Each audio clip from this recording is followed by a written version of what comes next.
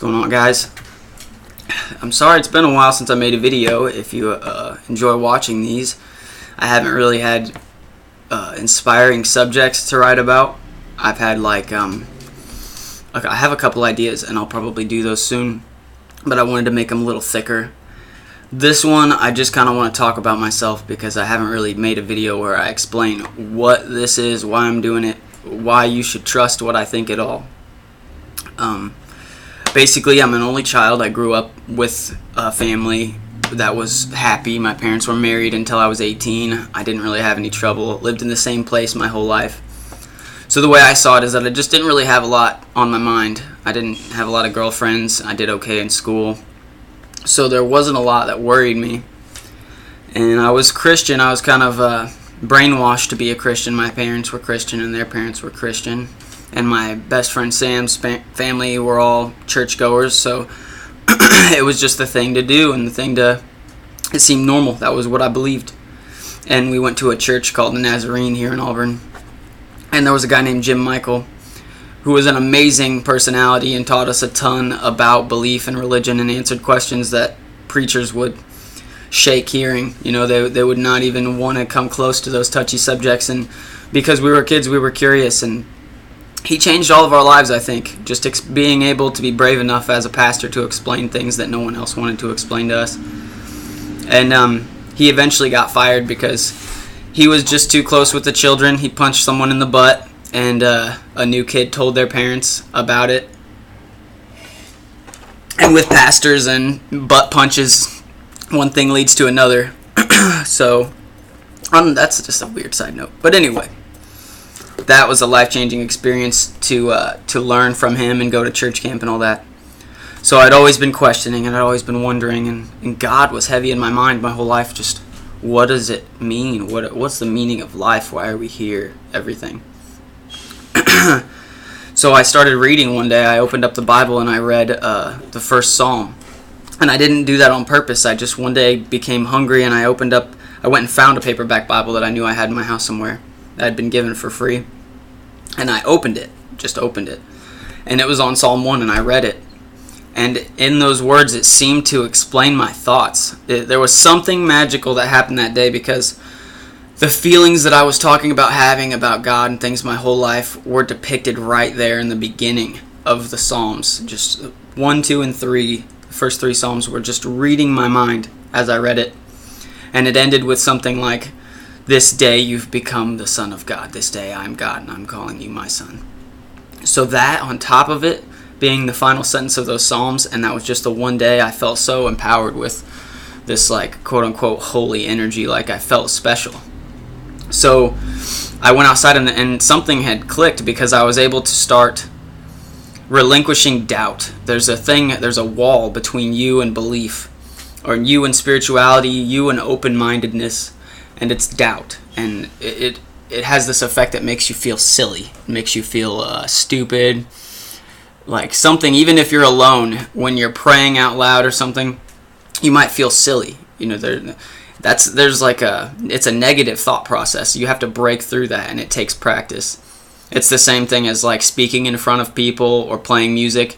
At first, you feel like maybe my thoughts and maybe my ideas and creativity isn't worthy of all of these people's attention. But you let that go. You have to let it go. Put it down. Get through it. Practice. Embarrass yourself as many times as you need to until you're desensitized to it. And then just be like, okay, now I move on. And what was I talking about? Anyway, so the doubt. So I went outside and I started asking myself questions. And I started responding to myself in my mind negatively, like, this makes no sense. You're dumb. Nothing's going to happen. And to this day, something that happened that I can't explain is that there was a secondary thought process that happened at least 2 or 3 times while I was asking these questions, where a second thought that was my own but did not feel like it was generated from my own thinking. It was like, no, be open-minded, do it, think it, try it, you know? So I did. And when the first thing that happened, I'll just tell you the story. I walked out and I heard, enjoy nature. That was the first thing I heard. And I thought, I just made that up. And a second thought says, no, be open-minded. And I looked around, and as I looked, I saw the pathway to the back of my yard, and I heard, "Walk to the back of the yard." And I thought, I just made that up again. And the second thought said, no, be open-minded, try it. I went and walked to the back of the yard, enjoying nature, and I see a vine. And the vine says, I am the vine and you are not, or I am the vine and you're the branches, and you must be connected to me to produce fruit, and blah, blah, blah. This spiritual idea. And in that moment, I thought, whoa, like, is this real? Like, I would be crazy to assume that I'm actually hearing voices from quote-unquote God, right? It's stupid to think that. But if you just look at things in your own perspective, it doesn't really matter how you look at it. The same phenomena can be called multiple different things. So in this case, it was my mind, some sort of, it could have been God, but and the way I see it is that there was a subconscious in my head that can speak to me as if it's another version of myself and can guide me in things that I'm not so sure of. So this is where it started, because my beliefs now have changed over time and I'm not so certain of all the things I experienced before. So what it was to me then is not the same thing it is to me now, but that's when it started, and I started hearing voices. And guys, I could ask questions and get answers. Being a quote-unquote prophet, talking to God, or getting messages from the universe, from the script of life that answers questions that you hold in your head, is not impossible, and it can be taught. And it's like one of those things that I feel ashamed for religions and pastors and things everywhere that just want to teach people to kind of be submissive and subservient and just believe whatever they tell them and just do whatever they're supposed to do and follow those words. You're not supposed to think for yourself. You're not supposed to ask questions. Let me ask you this. If there was a God, all-powerful and almighty, would it not encourage you to doubt its strength? Just be like, doubt me, motherfucker, see what I can do. As opposed to saying, never doubt. Don't ever doubt this. Just believe it wholeheartedly. So anyway, that became, I shared these experiences. It wasn't just me. It was me and my best friends. We were all having these experiences, and enough that without telling each other about it, we would confirm things that happened to each other. For example, my friend Devin was in St. Louis, and I was praying for him daily in my house. And I would always end my prayers with the words, "Your will be done."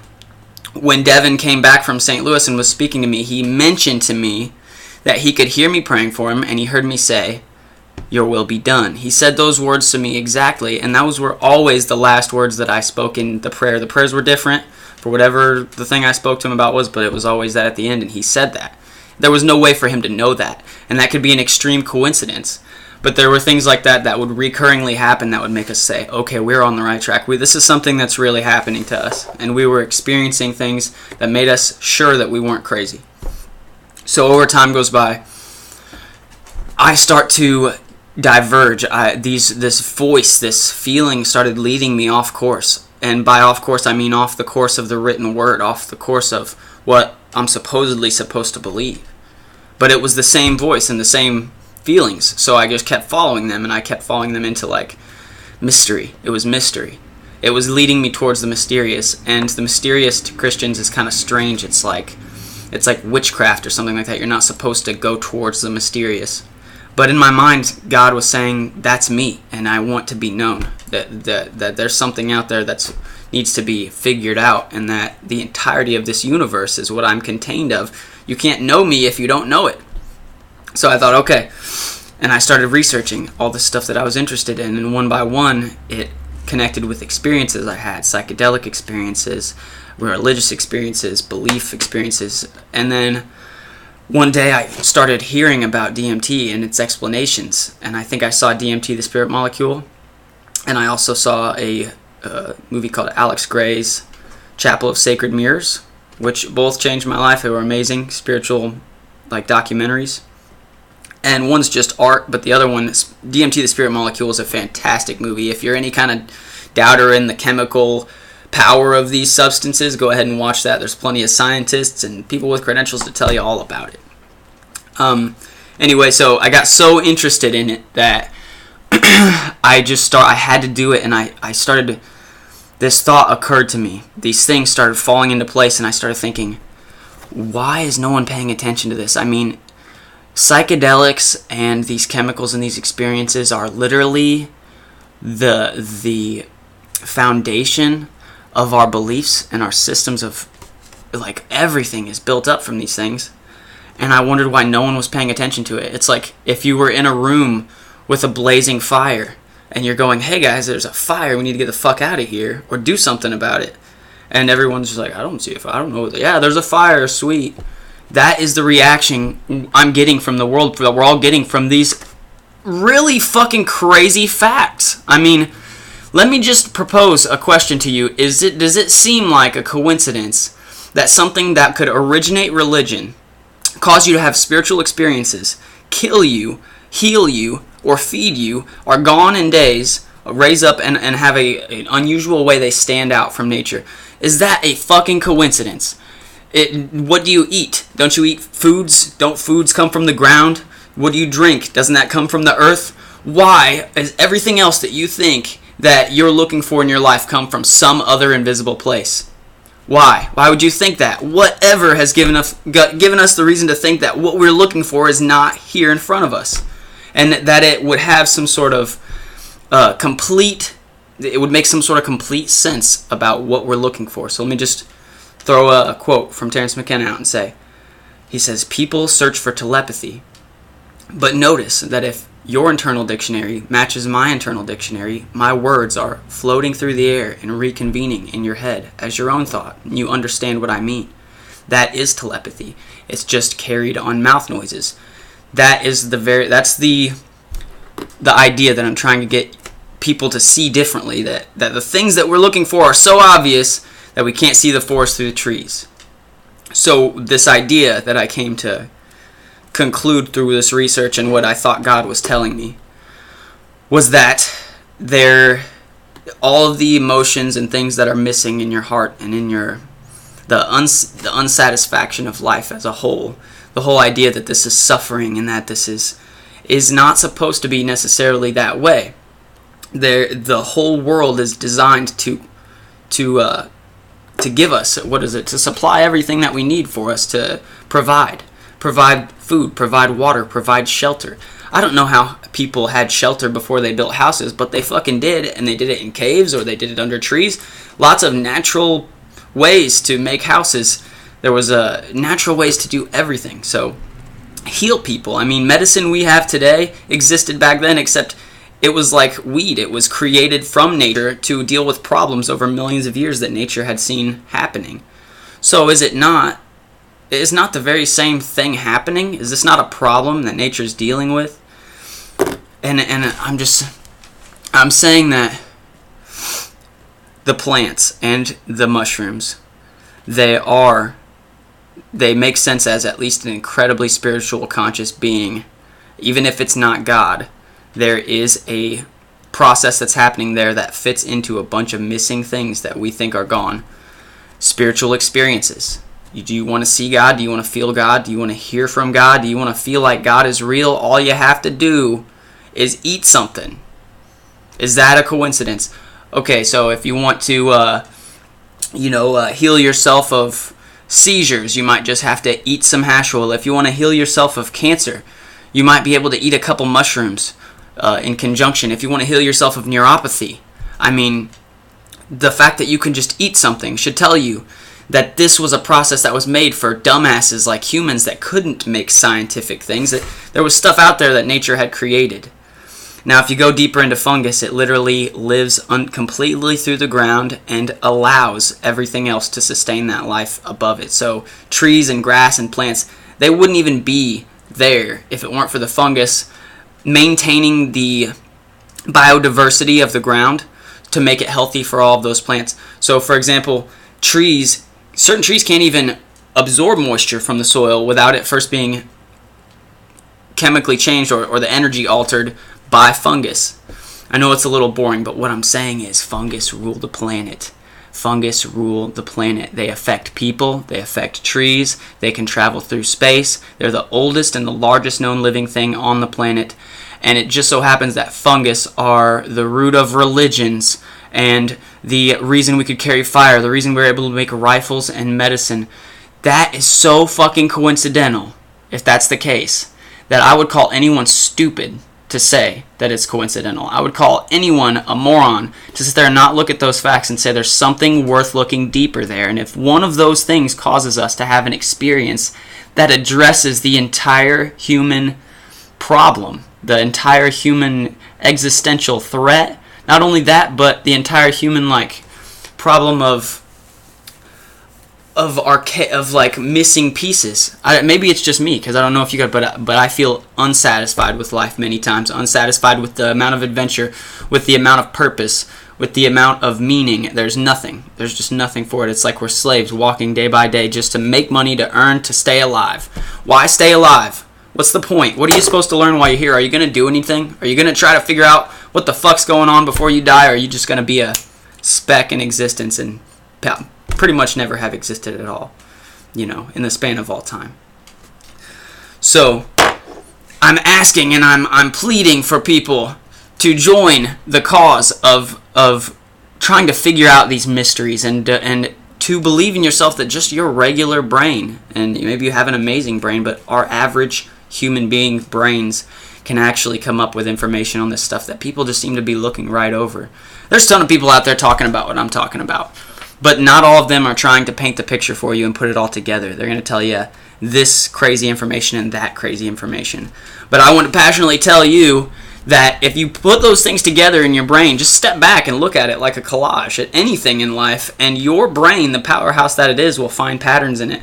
And sometimes you have to be careful if those patterns are, confirmation bias or not. But I'm wanting everyone to know how I got here, that it was completely spiritual, that it was through a completely unexplainable, non-scientific process. So that's the part that you can't be there with me to feel. So what I'm trying to do for you guys is teach you how I got here, if you're interested, how to think about these things, a place to find all this information in one spot. So the more my videos you guys watch, and the more of those referenced videos that you watch in conjunction with the ones that I make, those pieces will put together in your own head. You'll whatever pieces pop out to you and hit you hard, remember that, because when you get a few of those, they're going to make an idea.